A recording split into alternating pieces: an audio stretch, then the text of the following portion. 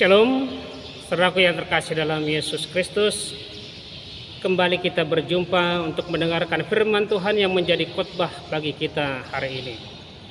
Khotbah kita hari ini dari 2 Samuel 7 ayat 25 sampai 29. 2 Samuel 7 ayat 25 sampai 29, dan seturut dengan tema bagi kita pengakuan atas janji keselamatan melalui Mesias. 2 Samuel 7 ayat 25 sampai 29 saya baca bagi kita keseluruhan. Demikian firman Tuhan. Dan sekarang ya Tuhan Allah, tepatilah untuk selama-lamanya janji yang kau ucapkan melalui hamba-Mu ini dan mengenai keluarganya, dan lakukanlah seperti yang kau janjikan itu. Maka nama-Mu akan menjadi besar untuk selama-lamanya, sehingga orang berkata, Tuhan semesta alam ialah Allah atas Israel. Maka keluarga hamba-Mu Daud akan tetap kokoh di hadapan-Mu. Sebab Engkau Tuhan semesta alam, Allah Israel, telah menyatakan kepada hamba-Mu ini demikian. Aku akan membangun keturunan bagimu. Itulah sebabnya hamba-Mu ini telah memberanikan diri untuk memanjatkan doa ini kepadamu. Oleh sebab itu, ya Tuhan Allah, Engkaulah Allah, dan segala firman-Mu lah kebenaran. Engkau telah menjadikan perkara yang baik ini kepada hamba-Mu. Kiranya Engkau sekarang berkenan memberkati keluarga hamba-Mu ini, supaya tetap ada di hadapan-Mu untuk selama-lamanya. Sebab ya Tuhan Allah, Engkau sendirilah yang berfirman, dan oleh karena berkat-Mu, keluarga hamba-Mu ini diberkati untuk selama-lamanya. Sampai sejauh demikian pembacaan firman Tuhan. Saudara-saudara yang terkasih dalam Yesus Kristus, firman yang saya bacakan tadi dilatar belakangi satu kerinduan Raja Daud hendak mendirikan bait suci Allah. Daud dalam hidupnya yang sudah memiliki banyak harta, memiliki kemewahan, dia sudah mendirikan rumah, namun tabut perjanjian Allah masih tetap tinggal di kemah, di tenda sederhana. Padahal tabut perjanjian ini merupakan simbol jaminan penyertaan Allah dalam kehidupan orang Israel. Awalnya rencananya dia bertahun kepada Nathan, dan Nathan awalnya mengiyakan permohonan itu. Tetapi malam harinya Allah berbicara kepada Nathan dan berfirman untuk disampaikan kepada Raja Daud. Itulah yang disebut dengan perjanjian Allah dengan Daud.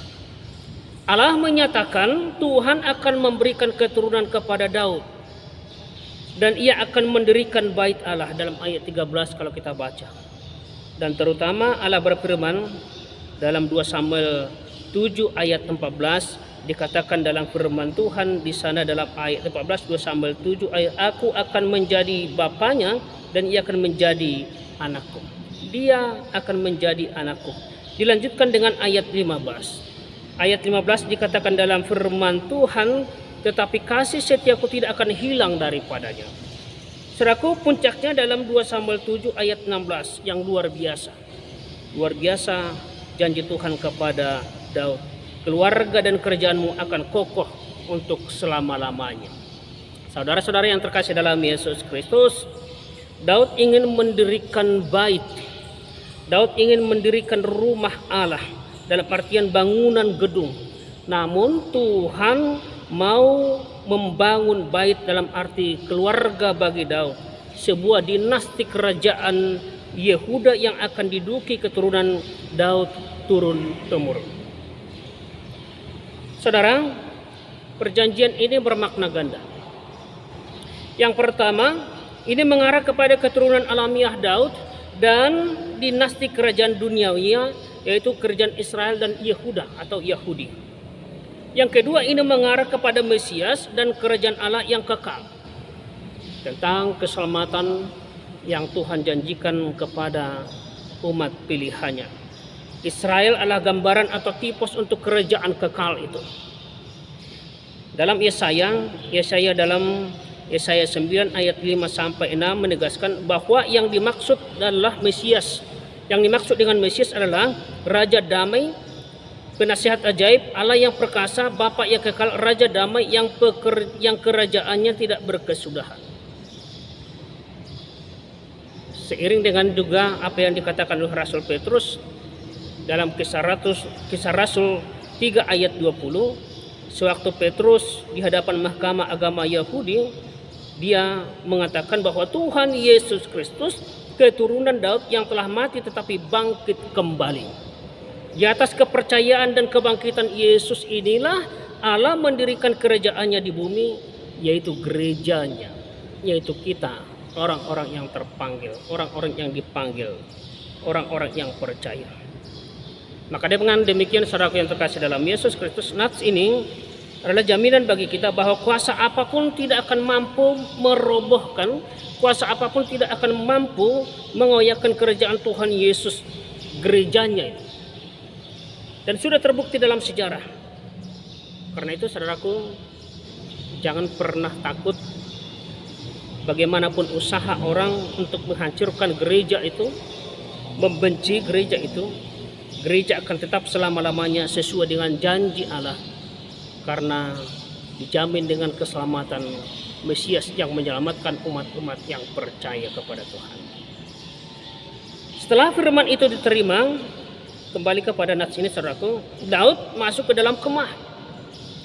Di sana ia berdoa, di sana ia berbincang-bincang, berbicara dengan Allah, dia akrab dengan Tuhan. Dia berdoa dengan segala kerendahan hatinya dan ia berkata kepada Allah dalam ayat 18, siapakah aku ini ya Allah? Dan siapakah keluargaku sehingga engkau membawa aku sampai sedemikian? Saudaraku, walaupun dia seorang raja, walaupun dia punya kekuasaan, dia seorang raja, tapi dia mengenal dirinya di hadapan Tuhan. Daud mengenal dirinya di hadapan Tuhan. Dia merendah. Dia merasa tidak layak menerima janji itu dari Tuhan. Dia tidak layak menerima janji itu kalau bukan karena kasih setia Tuhan yang diberikan kepadanya. Saudaraku, ini menjadi perenungan bagi kita. Seharusnya orang yang percaya juga demikian halnya. Di saat kita berdoa, kita merasa tidak layak di hadapan Tuhan, tetapi hanya mengandalkan kasih karunia Tuhan dalam kehidupan kita. Saudara-saudara yang terkasih dalam Yesus Kristus, setelah itu Daud memuji Tuhan. Dia percaya penyertaan Tuhan, lalu dia minta. Dan sekarang ya Tuhan Allah, tepatilah untuk selama-lamanya janji yang telah Kau ucapkan mengenai hamba-Mu ini dan mengenai keluarganya, dan lakukan seperti yang Kau janjikan itu. Daud percaya, saudaraku, janji itu sudah sempurna. Dia tidak ragu akan janji Tuhan. Dia percaya Tuhan akan menepati janji, bahwa Tuhan tidak akan pernah berubah sekalipun. Tuhan akan tetap konsisten. Satu kata dengan perbuatan. Semua yang telah difirmankan Tuhan pasti akan digenapi. Hal yang menarik, saudara yang terkasih dalam Yesus Kristus, Daud meminta semua itu bukan supaya ia dapat pujian, supaya ia dimegahkan, supaya ia dipuji, keturunannya dapat pujian, bukan. Tetapi semuanya itu dia minta kepada Tuhan supaya Tuhan Allah dimuliakan, supaya semua memuliakan Tuhan, melihat bagaimana Tuhan berkarya dalam kehidupan, supaya semua bumi tahu Tuhan semesta alam adalah Allah Israel yang mereka sembah, dalam ayat 26. Artinya, saudara yang terkasih dalam Yesus Kristus, apapun yang kita minta, apapun yang kamu minta, bukan untuk mencari pujian bagi diri kita sendiri, bukan untuk mencari kehormatan bagi diri kita sendiri, bagi keluarga, bagi diri kita sendiri, tetapi untuk hormat kemuliaan Tuhan. Kamu kaya, kamu pintar, kamu bisa berkuasa, kamu punya daya dan upaya, adalah untuk hormat kemuliaan Tuhan. Sekali lagi, untuk hormat dan kemuliaan Tuhan. Terakhir dalam doanya, Daud meminta dalam ayat 29 tadi. Dia mendoakan keluarganya, dia mendoakan keturunannya.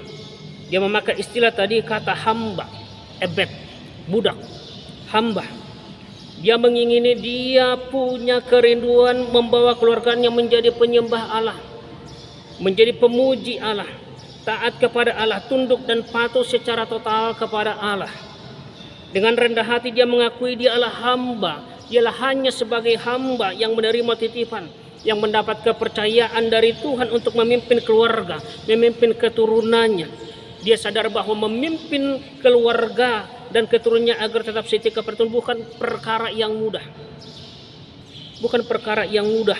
Karena itu dengan menyatakan dirinya sebagai hamba Allah, sebagai hamba Tuhan, dia memohon dengan sangat agar Tuhan jangan membiarkannya sendiri, tetapi agar Tuhan terus-menerus membantunya agar semua janji Tuhan itu terwujud dalam keluarganya. Saudara-saudara yang terkasih dalam Yesus Kristus, itu yang mendorong kita untuk selalu mendoakan siapapun dan juga keluarga kita. Kita sebagai orang yang percaya jangan mengabaikan kehidupan keluarga kita, keluarga anak-anak kita. Ingat mendoakan keluarga, semua keturunan kita. Tetapi kalau kita mendoakan bukan hanya mendoakan di mulut, tapi juga harus ada komitmen untuk mengajari, mengarahkan, membawa mereka semakin sungguh-sungguh taat kepada Tuhan. Sehingga janji Tuhan akan keselamatan Mesias itu terjadi bukan hanya kepada diri kita yang percaya kepada Tuhan, tetapi juga terjadi kepada mereka, kepada anak-anak kita, kepada cucu-cucu kita. Daud memberikan teladan bagi kita hari ini. Walaupun dia raja, sibuk, kaya, terpandang, tetapi ia ingat membawa keluarganya, membawa anak-anaknya kepada Tuhan, agar menjadi orang yang taat kepada Tuhan dan kelak menerima janji keselamatan dari Mesias itu. Hal yang sama juga Ayub lakukan dalam kehidupannya. Ayub dengan segala kekayaannya, Ayub dengan segala kehormatannya, Ayub dengan segala kesibukannya juga melakukan hal yang sama, membawa anak-anaknya kepada Tuhan. Dia mendoakan anak-anaknya dan juga keluarganya. Kalau Bapak Ibu saudara yang terkasih dalam Yesus Kristus, kalau saudara menginginkan janji Tuhan terjadi, keselamatan itu terjadi dalam kehidupan kita dan kehidupan anak-anak kita, jangan lupa membawa mereka dalam doa kita kepada Tuhan. Bawa selalu mereka dalam doa kita. Karena apa? Karena janji itu bukan hanya kepada diri kita sendiri, tapi janji keselamatan melalui Mesias itu terjadi kepada semua orang yang percaya setia kepada Tuhan Yesus Kristus. Dan percayalah, kalau Tuhan sudah berjanji dan kita tetap setia memegang janji itu, Dia akan menepati janjinya kepada kita. Amin. Tuhan Yesus memberkati.